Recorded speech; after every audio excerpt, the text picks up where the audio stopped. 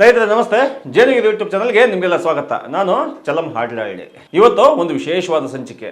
ಯಾಕೆ ಅಂತಂದರೆ ಇದು ಎಲ್ಲ ದೊಡ್ಡ ಕಳ್ಳರ ಸಂತೆ. ಯಾವ ಕಳ್ಳರ ಸಂತೆ? ಆ ಕಳ್ಳರ ಸಂತೆ ಹೆಸರೇ ಇಥೆನಾಲ್ E20. ಇಥೆನಾಲ್ 20 ಇದು ಭಾಳ 2014ನೇ ಇಸ್ವಿಯಿಂದ ಮೇಡ್ ಇನ್ ಇಂಡಿಯಾ ಕಾನ್ಸೆಪ್ಟಲ್ಲಿ ಬಂದಂತಹ ಒಂದು ವಿಚಾರ ಅಂತ ಅನ್ಕೊಬೋದು. ಇಥೆನಾಲ್ 20 ನಮ್ಮ ಪೆಟ್ರೋಲ್ ಜೊತೆಗೆ 20% ಇಥೆನಾಲ್ನ ಮಿಕ್ಸ್ ಮಾಡ್ತಕ್ಕಂಥ ಒಂದು ಪ್ರಾಜೆಕ್ಟ್. ಅಲ್ಲಿಂದ ಶುರುವಾಗಿದ್ದು ಇವಾಗ ಎಲ್ಲಿಗೆ ಬಂದಿದೆ ಅಂತಂದರೆ ಇಥೆನಾಲು ನಮ್ಮ ದೇಶದಲ್ಲಿ ಸಾಕಾಗ್ತಾ ಇಲ್ಲ, ನಾವು ಅದನ್ನು ಮತ್ತೆ ಹೊರಗಡೆಯಿಂದ ಇಂಪೋರ್ಟ್ ಮಾಡ್ಕೋಬೇಕು, ಇಲ್ಲ ನಮ್ಮ ದೇಶದಲ್ಲಿ ಅತಿ ಹೆಚ್ಚು ಉತ್ಪಾದನೆ ಮಾಡಬೇಕು. ಇಥೆನಾಲ್ ಎಲ್ಲಿಂದ ಬರುತ್ತೆ? ಇಥೆನಾಲ್ ಬರೋದು ಸಕ್ಕರೆ ಕಾರ್ಖಾನೆಗಳಿಂದ ಬರ್ತಕ್ಕಂಥ ಇಥೆನಾಲ್ನ ನಾವು ಪೆಟ್ರೋಲ್ಗೆ ಬೆರೆಸೋದ್ರ ಮುಖಾಂತರ ನಾವು ಸ್ವಾವಲಂಬಿಗಳಾಗ್ಬೋದು ಅಂತೇಳಿ ನಿತಿನ್ ಗಡ್ಕರಿ ಎಂಬ ಹೆದ್ದಾರಿಯ ಪಿತಾಮಹ ನಮ್ಮನ್ನು ನಂಬಿಸ್ಬಿಟ್ಟಿದ್ದಾನೆ. ಇದನ್ನ ಆಟೋಮೊಬೈಲ್ ಕ್ಷೇತ್ರ ಇದನ್ನ ನಿರಾಕರಣೆ ಮಾಡ್ತಾನೆ ಬರ್ತಾ ಇದೆ. ಇದರಿಂದ ವಾಹನಗಳು ಹೆಚ್ಚು ಕಾಲ ಬಳಕೆಗೆ ಬರಲ್ಲ, ಮೈಲೇಜ್ ಸಿಗಲ್ಲ, ಇಂಜಿನ್ ಹಾಳಾಗತ್ತೆ ಅಂತೇಳಿ. ಆದರೆ ಲಕ್ಷ ಕೊಟ್ಟು ವಾಹನ ಖರೀದಿ ಮಾಡಿರ್ತಕ್ಕಂಥ ಮಧ್ಯಮ ವರ್ಗದ ಜನಗಳು ಇವತ್ತು ಕೂಡ ಆ E20 ಇಂಧನವನ್ನು ನಮ್ಮ ವಾಹನಕ್ಕೆ ತುಂಬಿಸ್ಕೊಂಡು ನಮ್ಮ ವಾಹನವನ್ನು ಹಾಳು ಮಾಡ್ಕೊಳ್ಳೋದು ನಡೀತಾನೆ ಇದೆ. ಆದರೆ ಇದ್ರ ಬಗ್ಗೆ ಯಾವ ರಾಜಕಾರಣಿಗಳು ಕೂಡ ಯಾಕೆ ಮಾತಾಡ್ತಾ ಇಲ್ಲ? ಮುಖ್ಯವಾಗಿ ನಿತಿನ್ ಗಡ್ಕರಿಯ ಕುರಿತಾಗಿ ಯಾಕೆ ಮಾತಾಡ್ತಾ ಇಲ್ಲ? ನಿತಿನ್ ಗಡ್ಕರಿ ಕುರಿತಾಗಿ ಬಿಜೆಪಿ ಅವರನ್ನು ಮಾತಾಡಲ್ಲ ಬಿಡಿ. ಯಾಕೆಂದ್ರೆ ಬಿಜೆಪಿ ಪಕ್ಷದ ಬಹಳ ದೊಡ್ಡ ರಾಜಕಾರಣಿ. ಬಿಜೆಪಿ ಪಕ್ಷದಲ್ಲಿ ಒಂದು ರೀತಿಯ ಆರ್ಥಿಕ ವಹಿವಾಟನ್ನು ಹೇಳ್ಕೊಟ್ಟಂತ ಆರ್ಥಿಕ ಪಿತಾಮಹ ಅಂತಲೇ ಹೇಳ್ಬೋದು ನಿತಿನ್ ಗಡ್ಕರಿ. ಹಾಗಾಗಿ ಬಿಜೆಪಿ ಅವರೇನು ತುಟಿ ಎರಡು ಮಾಡಲ್ಲ. ಆದರೆ ಈ ಕಾಂಗ್ರೆಸ್ನವ್ರಿಗೆ ಏನಾಗಿದೆ, JDSನವ್ರಿಗೆ ಏನಾಗಿದೆ, ಇನ್ನು ಉಳಿದ ಸಮಾಜವಾದಿ ಪಕ್ಷದವ್ರಿಗೆ ಏನಾಗಿದೆ, NCP ಅವ್ರಿಗೆ ಏನಾಗಿದೆ, ಇದೇ ಈ ವಿಶೇಷ. ಯಾಕೆ ಯಾಕೆ ಮಾತಾಡ್ತಾ ಇಲ್ಲ ಅಂತಂದ್ರೆ ಇವರೆಲ್ಲರದು ಕೂಡ ಸಕ್ಕರೆ ಕಾರ್ಖಾನೆಗಳಿದ್ದಾವೆ. ಇವರೆಲ್ಲ ದೊಡ್ಡ ಇಥೆನಾಲ್ ಉತ್ಪಾದಕರು. ಯಾರೆಲ್ಲ ಉತ್ಪಾದಕರು ಅದನ್ನ ಒಂದೊಂದಾಗಿ ವಿವಾದಾಗ ನೋಡ್ತಾ ಹೋಗೋಣ ಅಂತ ನಿಮಗೆ ಗೊತ್ತಾಗ್ತಾ ಹೋಗುತ್ತೆ. ಮೊದಲನೇದಾಗಿ ಖುದ್ದು ನಿತಿನ್ ಗಡ್ಕರಿ ಇದಾರಲ್ಲ, ನಿತಿನ್ ಗಡ್ಕರಿ ಈ ದೇಶದಲ್ಲಿ ಆಟೋಮೊಬೈಲ್ಸ್ ಹೆಂಗ್ ನಡಿಬೇಕು, ರಸ್ತೆಗಳು ಹೆಂಗಾಗಬೇಕು, ಇವೆಲ್ಲ ಈ ಸಂಚಾರಿ ವ್ಯವಸ್ಥೆ ಇದೆಯಲ್ಲ, ಇಡೀ ಸಂಚಾರಿ ವ್ಯವಸ್ಥೆ ಇಡೀ ಕಂಟ್ರೋಲ್ ಇರ್ತಕ್ಕಂಥದ್ದು ನಿತಿನ್ ಗಡ್ಕರಿ ಕೈಲಿ. ಆ ನಿತಿನ್ ಗಡ್ಕರಿಯ ಖುದ್ದು ಅವರ ಮಗ ನಿಖಿಲ್ ಗಡ್ಕರಿ ಹಾಗೂ ಸಾರಂಗ್ ಗಡ್ಕರಿ ಇವರಿಬ್ಬರು ಸಿಯನ್ ಆಗ್ರೋ ಇಂಡಸ್ಟ್ರೀಸ್ ಮತ್ತು ಮಾನಸ ಆಗ್ರೋ ಇಂಡಸ್ಟ್ರೀಸ್ ಅಂತ ಸಂಸ್ಥೆ ನಡೆಸ್ತಾರೆ, ಸಕ್ಕರೆ ಕಾರ್ಖಾನೆಗಳು ನಡೆಸ್ತಾರೆ. ಇದರ ಮುಖಾಂತರ ಇವರು ಈಗಾಗಲೇ ಬಿಲಿಯನಿಯರ್ಗಳಾಗಿ ರೂಪಾಂತರಗೊಂಡ್ಬಿಟ್ಟಿದ್ದಾರೆ. ಈಗ ಅಂಥದ್ರಲ್ಲಿ ಈ ನಿತಿನ್ ಗಡ್ಕರಿ ಖುದ್ದು ತನ್ನ ಕುಟುಂಬದಲ್ಲಿ ಇರ್ತಕ್ಕಂಥ ಕುಡಿಗಳನ್ನೇ ಬಿಲಿಯನಿಯರ್ನ ಯಾವುದ್ರ ಮುಖಾಂತರ, ಇಥೆನಾಲ್ ಮುಖಾಂತರ ಬಿಲಿಯನಿಯರ್ ಮಾಡಬೇಕಾದ್ರೆ ಅವ್ರು ಹೇಗೆ ಇದನ್ನು ನಿರಾಕರಿಸೋಕ್ಕೆ ಸಾಧ್ಯ? ಇದು ನಿತಿನ್ ಗಡ್ಕರಿಗೆ ಮಾತ್ರ ನಿಲ್ಲುತ್ತಾ? ಹಂಗಾರೆ ನಿತಿನ್ ಗಡ್ಕರಿಗೆ ಎಷ್ಟು ಲಾಭ ಆಗ್ತದೆ ಅಂತಂದಾಗ ಉಳಿದ ಪಕ್ಷದವ್ರು ಮಾತಾಡಬೇಕಾಗಿತ್ತಲ್ಲ, ಯಾಕೆ ಮಾತಾಡಲಿಲ್ಲ ಅಂತ ಮುಂದುವರೆದ ಪಟ್ಟಿ ಗಮನಿಸಿ ನಿಮಗೆ ಗೊತ್ತಾಗ್ತಾ ಹೋಗುತ್ತೆ. ಯಾರು? ಅಜಿತ್ ಪವಾರ್, ಶರದ್ ಪವಾರ್ ಬಗ್ಗೆ ನಿಮಗೆ ಗೊತ್ತಿರಲೇಬೇಕು. ಶರದ್ ಪವಾರ್ ಎಲ್ಲೆಲ್ಲಿ ಕೈ ಆಡಿಸಿದ ಜಾಗವೇ ಇಲ್ಲ. ಕ್ರಿಕೆಟ್ ಮಂಡಳಿ ಅಧ್ಯಕ್ಷನಾಗಿದ್ದಂಥವ್ರು. ಆ ಶರದ್ ಪವಾರ್ ಅವ್ರದ್ದು ಯಾವ ಸಂಸ್ಥೆ ಇದೆ? ಶರದ್ ಪವಾರ್ ಅವ್ರದ್ದು ಮಹಾರಾಷ್ಟ್ರದ ಸಕ್ಕರೆಯ ಸಹಕಾರಿ ಉದ್ಯಮ ಇದೆಯಲ್ಲ, ಅದರ ಪಿತಾಮಹ ಅಂತ ಕರ್ಸ್ಕೊಂತಾರೆ. ಅವ್ರದ್ದು ವಸಂತದಾದ ಶುಗರ್ ಇನ್ಸ್ಟಿಟ್ಯೂಷನ್ ಅಂತ ಹೇಳ್ಕೊಂಥದ್ದು ಇವ್ರ ಕುಟುಂಬಕ್ಕೆ ಸೇರಿದಂಥದ್ದು. ಆಮೇಲೆ ಅಜಿತ್ ಪವಾರ್ ಕೂಡ ಇದರಲ್ಲಿ ಬಹಳ ದೊಡ್ಡ ಭಾಗಿದಾರ. ಅದಾದ ನಂತರ ಉತ್ತರ ಪ್ರದೇಶಕ್ಕೆ ಬರೋದಾದ್ರೆ, ಉತ್ತರ ಪ್ರದೇಶದಲ್ಲಿ ಅಲ್ಲಿ ಬಜಾಜ್ ಹಿಂದೂಸ್ತಾನ್ ಅಂತಕ್ಕಂಥ ಒಂದು ಕಂಪನಿ ಇದೆ. ಆಮೇಲೆ ಬಲರಾಮ್ ಪುರಿ ಚೀನಿ ಅನ್ನುವ ಸಂಸ್ಥೆ ಇದೆ. ಇವು ಯಾರ ಪಕ್ಷಕ್ಕೆ ಯಾವ್ದು ಸೇರಿದು ಅಂತಂದ್ರೆ RLD ಪಕ್ಷಕ್ಕೆ ಸೇರಿದಂತಹ ಜಯಂತ್ ಚೌಧರಿ ಅಂತಕ್ಕಂಥದ್ದು ಸೇರಿದಂತಹ ಇವು ಕಾರ್ಖಾನೆಗಳಿವು. ಅವ್ರು ಏನ್ ಹೇಳ್ತಿದ್ದಾರೆ ಅಂತಂದ್ರೆ, ನಾವು ಸಕ್ಕರೆ ಕಾರ್ಖಾನೆಯಲ್ಲಿ ರೈತರಿಗೆ ನಾವು ಕಬ್ಬಿನ ದುಡ್ಡು ಕೊಡಬೇಕು ಅನ್ನೋಂಗಿದ್ರೆ ನಾವು ಇಥೆನಾಲ್ನ ಮಾರಾಟ ಮಾಡಲೇಬೇಕು. ಸಕ್ಕರೆ ಕಾರ್ಖಾನೆಯಲ್ಲಿ ಸಕ್ಕರೆ ಮಾರಾಟ ಮಾಡಿ ರೈತರಿಗೆ ದುಡ್ಡು ಕೊಡೋಕ್ಕಾಗಲ್ವಂತೆ. ಇವರು ರೈತರಿಗೆ ದುಡ್ಡು ಕೊಡಬೇಕು ಅನ್ನೋಂಗಿದ್ರೆ ಸಕ್ಕರೆ ಬದಲಿಗೆ ಇಥೆನಾಲ್ನ ಕೊಟ್ಟರೆ ಇವರಿಗೆ ಬೇಗ ದುಡ್ಡು ಸಿಗುತ್ತಂತೆ. ಇದನ್ನ ಖುದ್ದು ಜಯಂತ್ ಚೌಧರಿ ಅವರು ಹೇಳ್ತಾರೆ. ಎಲ್ಲಿಗೆ ಬಂದು ನಿಂತಿದೆ ನೋಡಿ. ಅದಾದ ನಂತರ ಇಲ್ಲಿಗೆ ಮುಗಿಲಿಲ್ಲ, ನಮ್ಮ ಕರ್ನಾಟಕದ ಕತೆಗೆ ಬರೋಣಂತೆ. ನಮ್ಮ ಕರ್ನಾಟಕದಲ್ಲಿ ಏನಾಗ್ತಾ ಇದೆ, ಬೆಳಗಾಂ ಮತ್ತೆ ಬಾಗಲಕೋಟೆ ಇವೆರಡು ಜಿಲ್ಲೆಗಳು ಬಹಳ ದೊಡ್ಡ ಮಟ್ಟದಲ್ಲಿ ಸಕ್ಕರೆ ಕಾರ್ಖಾನೆ ಇರ್ತಕ್ಕಂಥ ಜಾಗಗಳು. ಬೆಳಗಾಂ ಯಾರ ಕೈಲಿದೆ, ಬಾಗಲಕೋಟೆ ಯಾರ ಕೈಲಿದೆ? ಬೆಳಗಾವಿನ ಸುದ್ದಿ ಬರೋದಾದ್ರೆ, ಬಾಗಲಕೋಟೆ ಸುದ್ದಿ ಬರೋದಾದ್ರೆ ಇಲ್ಲೇ ನೋಡಿ, ಘಟಪ್ರಭಾ ಮತ್ತು ಸೌಭಾಗ್ಯಲಕ್ಷ್ಮಿ ಇವೆರಡು ಸಕ್ಕರೆ ಕಾರ್ಖಾನೆಗಳು. ಘಟಪ್ರಭಾ ಮತ್ತು ಸೌಭಾಗ್ಯಲಕ್ಷ್ಮಿ ಕಾರ್ಖಾನೆಗಳಿದಾವಲ್ಲ, ಇವು ಯಾರ ಒಡೆತನದಲ್ಲಿದ್ದಾವೆ? ಇವು ರಮೇಶ್ ಜಾರಕಿಹೊಳಿ ಮತ್ತೆ ಬಾಲಚಂದ್ರ ಜಾರಕಿಹೊಳಿ ಅವರ ಒಡೆತನದಲ್ಲಿದ್ದಾವೆ. ಈ ಜಾರಕಿಹೊಳಿ ಸಾಹುಕಾರಗಳಿದಾರಲ್ಲ, ಸುಮ್ಮನೆ ಸಾಹುಕಾರ ಆಗಿಲ್ಲ ಅವರು ಕೇವಲ ಕರ್ನಾಟಕದಲ್ಲಿ ಮಾತ್ರ ಅಲ್ಲ, ಸದ್ಯಕ್ಕೆ ಇದಕ್ಕೆ ಸೀಮಿತ ಮಾಡೋದಾದ್ರೆ ಇಲ್ಲೂ ಕೂಡ ಇವರು ಕೋಟಿ ಬಾಚಿಸ್ತಾರೆ, ಸಾವಿರಾರು ಕೋಟಿಗಳಲ್ಲಿ ದುಡ್ಡು ಮಾಡ್ತಾರೆ. ಅಂತಹ ಘಟಪ್ರಭಾ ಮತ್ತು ಸೌಭಾಗ್ಯ ಲಕ್ಷ್ಮಿ ಅಂತಕ್ಕಂಥ ಎರಡು ಸಕ್ಕರೆ ಕಾರ್ಖಾನೆಗಳ ಮುಖಾಂತರ ಇವರು ಸಾವಿರಾರು ಲೀಟ್ರು, ಲಕ್ಷಾಂತರ ಲೀಟ್ರು, ಕೋಟ್ಯಾಂಗಟ್ಟಲೆ ಲೀಟ್ರನ್ನ ಎಥೆನಾಲ್ ಉತ್ಪಾದನೆ ಮಾಡಿ ದುಡ್ಡು ಬಾಚ್ತಾ ಇದ್ದಾರೆ.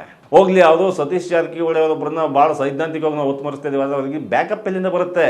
ಸತೀಶ್ ಜಾರಕಿಹೊಳಿ ಕೂಡ ಇದರಲ್ಲೇನು ಪಾಲ್ದಾರಿಕೆ ಇಲ್ವಾ? ಹೌದಾ? ಅದನ್ನ ನೋಡ್ಬೇಕಾಗತ್ತೆ. ಅದಾದ ನಂತರ ಇನ್ನೊಂದು ಭಾಳ ಮುಖ್ಯವಾದ ಹೆಸರು ಯಾವುದು ಅಂತಂದರೆ ಲಕ್ಷ್ಮೀ ಹೆಬ್ಬಾಳ್ಕರ್. ಲಕ್ಷ್ಮೀ ಹೆಬ್ಬಾಳ್ಕರ್ ಈಗ ಡಿ ಕೆ ಶಿವಕುಮಾರ್ ಅವರ ಆಪ್ತ ವಲಯದಲ್ಲಿ ಗುರುತಿಸ್ತಕ್ಕಂಥ ಒಬ್ಬ ರಾಜಕಾರಣಿ, ಮಹಿಳಾ ರಾಜಕಾರಣಿ. ಲಕ್ಷ್ಮೀ ಹೆಬ್ಬಾಳ್ಕರ್ ಅವರದ್ದು ಒಂದು ಇದೆ ಹರ್ಷ ಶುಗರ್ಸ್ ಅಂತ. ಲಕ್ಷ್ಮೀ ಹೆಬ್ಬಾಳ್ಕರ್ ಅವರ ಹರ್ಷ ಶುಗರ್ಸಿಂದ ಅವರು ಕೂಡ ಕೋಟ್ಯಾನುಗಟ್ಟಲೆ ಆದಾಯವನ್ನು ಪಡಿತಾ ಇದ್ದಾರೆ. ಯಾವುದ್ರ ಮುಖಾಂತರ ಸಕ್ಕರೆ ಮಾರಲ್ಲ, ಸಕ್ಕರೆ ಮಾರಿ ಕಬ್ಬನ್ನು ರೈತರಿಂದ ಕಬ್ಬನ್ನು ತರಿಸಿ ಕಬ್ಬಿನಿಂದ ಸಕ್ಕರೆ ಮಾಡಿ ಸಕ್ಕರೆನ ಆ ದುಡ್ಡನ್ನು ರೈತರಿಗೆ ಕೊಡ್ತಾ ಇಲ್ಲ, ಇವರು ದುಡ್ಡು ಮಾಡ್ತಾರೆ ಅಂತ ರೈತರಿಗೆ ಕೋಟ್ಯಾನುಗಟ್ಟಲೆ ಬಾಕಿ ನಿಲ್ಲಿಸ್ಕೊಂಡು ಎಥೆನಾಲ್ ಮಾರ್ಬಿಟ್ಟು ಎಥೆನಾಲ್ನಿಂದ ಇವರು ಕೋಟ್ಯಾಧಿಪತಿಗಳಾಗ್ತಾ ಇದ್ದಾರೆ. ಅಲ್ಲಿಂದ ಮುಂದಕ್ಕೆ ಹೋಗೋದಾದ್ರೆ ಇಡೀ ದಕ್ಷಿಣ ಭಾರತದಲ್ಲೇ ಅತಿ ದೊಡ್ಡ ಶುಗರ್ ಫ್ಯಾಕ್ಟ್ರಿಯ ಸಂಪರ್ಕ ಹೊಂದಿರತಕ್ಕಂಥದ್ದು ಮುರುಗೇಶ್ ನಿರಾಣಿ ಅವರು. ಅವ್ರದ್ದು ನಿರಾಣಿ ಶುಗರ್ಸ್ ಅಂತಲೇ ಇದೆ. ಮುರುಗೇಶ್ ನಿರಾಣಿ ಅವರ ನಿರಾಣಿ ಶುಗರ್ಸ್ ಇದೆಯಲ್ಲ, ಕೇವಲ ಕರ್ನಾಟಕ ಮಾತ್ರ ಅಲ್ಲ, ಇದು ದಕ್ಷಿಣ ಭಾರತದಲ್ಲಿ ಅತಿ ಹೆಚ್ಚು ಶುಗರ್ ಫ್ಯಾಕ್ಟರಿಯ ಸಂಪರ್ಕ ಹೊಂದಿರತಕ್ಕಂತಹ ಒಂದು ದೊಡ್ಡ ಸಂಸ್ಥೆ, ಒಂದು ದೊಡ್ಡ ಕಾರ್ಖಾನೆ ಅಂತ ಮುರುಗೇಶ್ ನಿರಾಣಿ ಇರತಕ್ಕಂತಹ ಸಂಸ್ಥೆ. ಇವರೆಲ್ಲರೂ ಕೂಡ BJP, NCP, RLD, ಕಾಂಗ್ರೆಸ್ಸು ಯಾರೂ ಕೂಡ ಇದರಿಂದ ಹೊರತಾಗಿಲ್ಲ. ಇವರೆಲ್ಲರಿಗೂ ಕೂಡ ಇಥೆನಾಲ್ ವ್ಯಾಪಾರ ಬೇಕಾಗಿದೆ. ಇದರ ಆರ್ಥಿಕ ವಹಿವಾಟು ಎಷ್ಟು ಇರ್ಬೋದು? ಯಾಕೆ ಇವರೆಲ್ಲ ಎಷ್ಟೊಂದೆಲ್ಲ ಒದ್ದಾಡ್ತಾರೆ? ಯಾಕೆ ತುಟಿ ಎರಡು ಮಾಡ್ತಾ ಇಲ್ಲ? ಯಾಕೆ ಅಂತಂದ್ರೆ ಅದರ ವಾರ್ಷಿಕ ವಹಿವಾಟು 2014ರಿಂದ 2026 ತನಕ ಎಷ್ಟು ವಹಿವಾಟು ಅಂತಂದ್ರೆ 1,00,000 ಕೋಟಿ, 70,510 ಕೋಟಿ. ಅಲ್ಲಿಗೆ ಹತ್ತತ್ರ ಇನ್ನೊಂದು 30,000 ಕೋಟಿ ಹಾಕಿದ್ರೆ 2,00,000 ಕೋಟಿ ದುಡ್ಡನ್ನು ಇವರು ಇಥೆನಾಲ್ ಮುಖಾಂತರ ಸಂಪಾದನೆ ಮಾಡಿದ್ದಾರೆ. ಲೆಕ್ಕ ಹಾಕಿ 2,00,000 ಕೋಟಿ ದುಡ್ಡನ್ನು ಇವರು ಕೇವಲ 8 ವರ್ಷಗಳಲ್ಲಿ ಇದಿಷ್ಟು ಕಾರ್ಖಾನೆಗಳು ತಮ್ಮ ಜೋಬಿಗಿಳಿಸ್ಕೊಂಡಿದ್ದಾರೆ. ಅದು ಕೂಡ ಯಾರಿಂದ? ಪೆಟ್ರೋಲಿಯಂ ಉತ್ಪನ್ನಗಳು, ನಮ್ಮ ವೆಹಿಕಲ್ಗಳಿಂದ. ನಮ್ಮ ಇಂಜಿನ್ ಬೇಕಾದ್ರೆ ಹಾಳಾಗಲಿ, ಏನು ಬೇಕಾದ್ರೆ ಹಾಳಾಗೋಗ್ಲಿ. ಅದಕ್ಕೆ ಇನ್ನೊಂದು ಶೇಡ್ ಕೂಡ ಇದೆ. ಇತ್ತೀಚೆಗೆ ನಾವು ಪೆಟ್ರೋಲು ಡೀಸೆಲ್ಗೆ ಇಥೆನಾಲ್ನ ಬಳಸಬೇಕು ಅಂತ ಅವ್ರು ಕೊಡ್ತಾ ಇದ್ರೆ ಕಾರಣ ಏನು ಅಂತಂದರೆ ನಾವು ಪೊಲ್ಯೂಷನ್ ಕಂಟ್ರೋಲ್ ಮಾಡಬೇಕು, ಪೊಲ್ಯೂಷನ್ ಆಗ್ತದೆ, ಸಿಕ್ಕಾಪಟ್ಟೆ ಪೊಲ್ಯೂಷನ್ ಆಗ್ತದೆ ಈ ಪೆಟ್ರೋಲಿಯಂ ಉತ್ಪನ್ನಗಳಿಂದ ಅಂತ. ಅದು ಇಥೆನಾಲ್ನಿಂದ ಆಗ್ತದೆ. ಆ ವಿಡಿಯೋದಲ್ಲಿ ನೋಡಿ ಆ ಹುಡುಗ ಮಾಡಿದಾನೆ. ಇಡೀ ಗ್ರಾಮವೇ ಇಥೆನಾಲ್ನ ಉತ್ಪಾದನೆ ಮಾಡೋಕೆ ಹೋಗಿ ಭಾರತದಲ್ಲಿ ಅತ್ಯಂತ ಪೊಲ್ಯೂಟೆಡ್ ಊರಾಗಿ ಪರಿಣಮಿಸಿದೆ ಅದು. ಅಂತಹ ಪೊಲ್ಯೂಷನ್ನು ಇನ್ನೆಲ್ಲೂ ಕಾಣಕ್ಕೆ ಸಾಧ್ಯ ಇಲ್ಲ, ಅಷ್ಟೊಂದು ಪೊಲ್ಯೂಷನ್ ಕಾಣಿಸ್ತಾ ಇದೆ. ಆ ವಿಡಿಯೋ ನೋಡಿ ಗೊತ್ತಾಗುತ್ತೆ ಅದರಲ್ಲಿ ಎಷ್ಟು ಪೊಲ್ಯೂಷನ್ ಆಗ್ತದೆ ಅಂತೇಳಿ. ಆದರೆ ಇವ್ರಿಗೆ ಏನಾಗ್ತದೆ, ಯಾಕೆ ಪೊಲ್ಯೂಷನ್ ಆಗ್ತದೆ ಅಂತಂದರೆ ಒಂದು ವರ್ಷಕ್ಕೆ ಎಷ್ಟು ಇಥೆನಾಲ್ ಬೇಕು? ಅದು ಬರೀ 20% ಆದರೆ ಈಗ ಯೂಸ್ ಮಾಡ್ತಾ ಇದ್ದಾರಲ್ಲ, 20% ಇಥೆನಾಲ್ ಮಿಕ್ಸ್ ಮಾಡಬೇಕು ಅಂತ 20% ಆದರೂ ಕೂಡ ಬೇಕಾಗಿರತಕ್ಕಂಥದ್ದು ವರ್ಷಕ್ಕೆ 1,016 ಕೋಟಿ ಲೀಟರ್. 1,016 ಕೋಟಿ ಲೀಟರ್ ಇಥೆನಾಲ್ ಬೇಕಾಗಿದೆ. ಅಷ್ಟು ಇಥೆನಾಲ್ನ ಉತ್ಪಾದನೆ ಮಾಡೋದಕ್ಕೆ ಭಾರತಕ್ಕೆ ಸಾಧ್ಯ ಆಗ್ತಾ ಇಲ್ಲ. ನಾವು ಅದಕ್ಕಿಂತ ಜಾಸ್ತಿ ಉತ್ಪಾದನೆ ಮಾಡಬೇಕು ಅಂತ. ಇವರೇನಾದ್ರು ಅದಕ್ಕಿಂತ ಜಾಸ್ತಿ ಉತ್ಪಾದನೆ ಮಾಡೋಕೆ ಹೋದ್ರೆ ಏನು ಸಮಸ್ಯೆ ಆಗುತ್ತೆ? ರೈತರಿಗೆ ಇದರಿಂದ ಏನು ಸಮಸ್ಯೆ? ವಾಹನದವ್ರಿಗೇನೋ ಸಮಸ್ಯೆ ಆಗೋಯ್ತು, ರೈತರಿಗೇನು ಸಮಸ್ಯೆ ಅಂತಂದರೆ ಇಲ್ಲಿಂದ ಈಗಾಗಲೇ ಸಾಕಷ್ಟು ಕಾನೂನುಗಳಿದ್ದಾವೆ. ಅದು ಆ ಕಾನೂನುಗಳನ್ನು ಮೀರಿ ಕಬ್ಬನ್ನು ಬೆಳೀತಾರೆ ರೈತರು. ಯಾಕೆಂದರೆ 1 ಲೀಟರ್ ಇಥೆನಾಲ್ ಬಿಡಿಸ್ಬೇಕು ಅನ್ನಂಗಿದ್ರೆ ಕನಿಷ್ಠ ಪಕ್ಷ 4,000ರಿಂದ 5,000 ಲೀಟ್ರ್ ನೀರು ಖರ್ಚಾಗುತ್ತೆ. 1 ಲೀಟ್ರ್ ಇಥೆನಾಲ್ ಉತ್ಪಾದನೆ ಮಾಡಬೇಕು ಅನ್ನಂಗಿದ್ರೆ.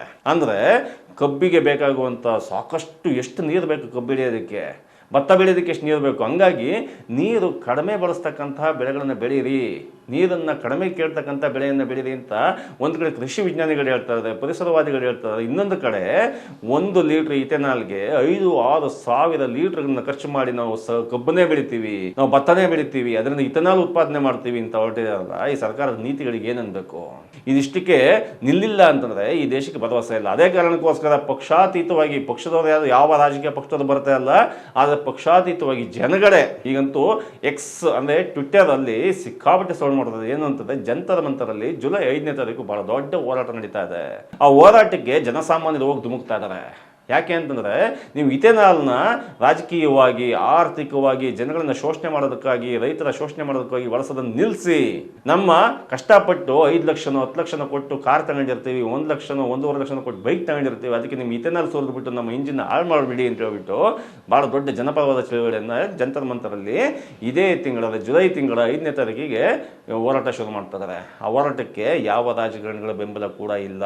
ರಾಜಕಾರಣಿಗಳ ಬೆಂಬಲ ಇಲ್ಲದಿರತಕ್ಕಂಥ ಒಂದು ಹೊಸ ಹೋರಾಟ ಶುರುವಾಗಿದೆ. ಆ ಹೋರಾಟಕ್ಕೆ ನಾವೆಲ್ಲರೂ ಕೈ ಜೋಡಿಸಬೇಕಾಗಿದೆ. ಯಾಕೆ ಅಂತಂದರೆ ಇದು ನಮ್ಮ ನೀರಿನ ಉಳಿತಾಯ, ನೀರಿನ ಪೊಲ್ಯೂಷನ್ ಮಾಡೋ ಉಳಿತಾಯ. ಈ ಪೆಟ್ರೋಲಿಯಂ ಉತ್ಪಾದನೆಯ ಲೆಕ್ಕದಲ್ಲಿ ಇವರು ಕೊಳ್ಳೆ ಹೊಡಿತಿರ್ತಕ್ಕಂಥ ಲಕ್ಷಾಂತರ ಕೋಟಿಗಳಿದಾವಲ್ಲ, ಆ ಕೋಟಿಯ ಉಳಿತಾಯಕ್ಕೋಸ್ಕರ ನಾವು ಈ ಹೋರಾಟಕ್ಕೆ ಬೆಂಬಲ ಕೊಡಬೇಕಾಗಿದೆ. ಬೆಂಬಲ ಸಿಗುತ್ತಾ ಇಲ್ವೋ ಜುಲೈ 5ಕ್ಕೆ ಅದು ಗೊತ್ತಾಗತ್ತೆ. ಧನ್ಯವಾದಗಳು.